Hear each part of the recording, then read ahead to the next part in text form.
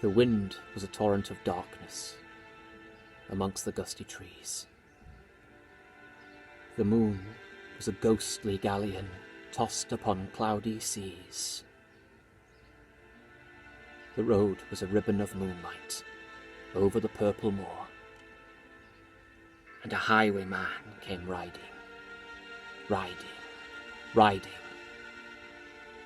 A highwayman came riding up to the old inn door. He'd a tricorn hat on his forehead, a bunch of lace at his chin, a coat of the claret velvet, and breeches of brown doeskin. They fitted with never a wrinkle. His boots were up to the thigh, and he rode with a jewelled twinkle, his pistol butts a twinkle, his rapier hilt a twinkle under the jewelled sky. Over the cobbles he clattered and clanged in the darkened yard. He rapped with his whip on the shutters, but all was locked and barred. He whistled a tune to the window, and who would be waiting there but the landlord's black-eyed daughter, Bess, the landlord's daughter, plaiting a dark red love knot into her long black hair. And dark in the dark old inn yard a stable wicket creaked, where Tim, the ostler, listened. His face was white and peaked. His eyes were hollows of madness, his hair like mouldy hay, but he loved the landlord's daughter, the landlord's red-lipped daughter. Dumb as a dog, he listened, and he heard the robber say, "Just one kiss, my bonny lass. I'm after a prize tonight. But I will return with the yellow gold before the morning light. But if they press me sharply and harry me through the day, then look for me by moonlight. Oh, watch for me by moonlight.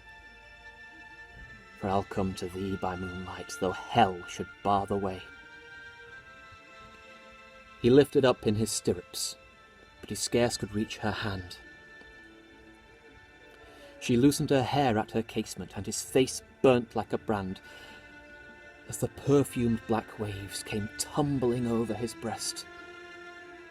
And he kissed their waves in the moonlight, those sweet black waves in the moonlight. Then he tugged at his reins in the moonlight and galloped away to the west.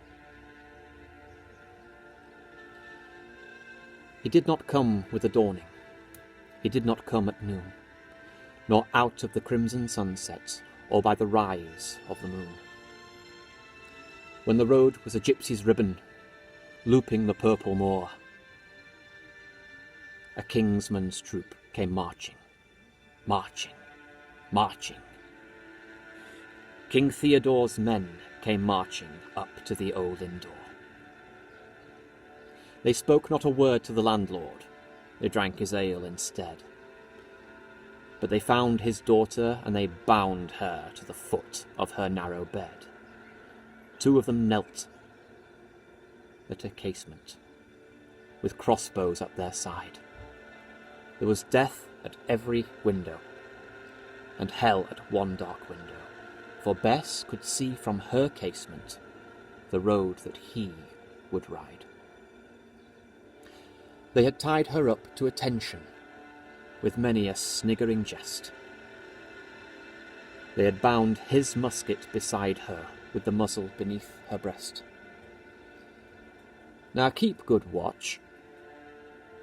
And they kissed her, and she heard the doomed man say, "Look for me by moonlight. Watch for me by moonlight. I will come to thee by moonlight, though hell should bar the way." She twisted her hands behind her, but all the knots held good. She twisted her hands and writhed till her fingers were wet with sweat or blood. She stretched and strained in the darkness, and the hours crawled by like years, until now, on the stroke of midnight. Cold on the stroke of midnight. The tip of one finger touched it. The trigger, at least, was hers. The tip of one finger touched it. She strove no more for the rest. Up she stood to attention, with the muzzle beneath her breast. She would not risk their noticing. She would not strive again. For the road lay bare in the moonlight, blank and bare in the moonlight, and the blood of her veins in the moonlight throbbed to her love's refrain.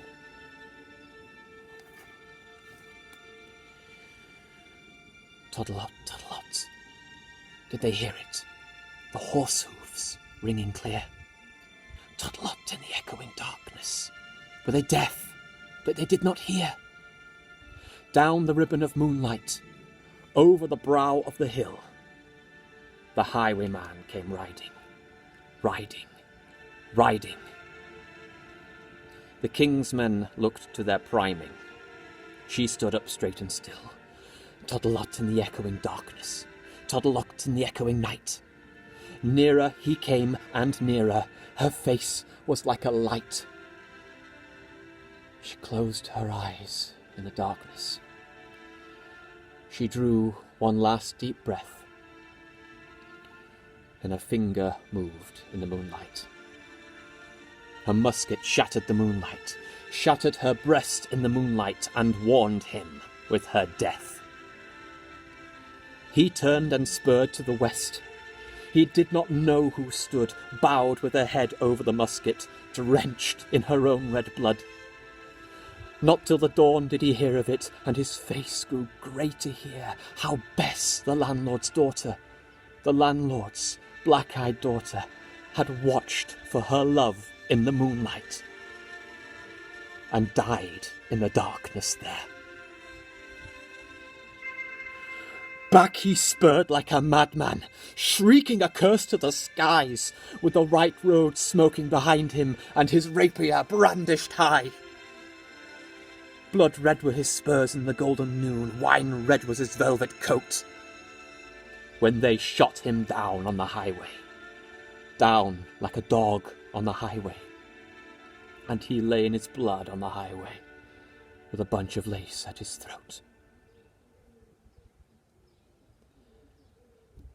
But still they say on stormy nights, when the wind is in the trees, when the moon is a ghostly galleon tossed upon cloudy seas, when the road is a ribbon of moonlight, looping the purple moor, a highwayman comes riding, riding, riding.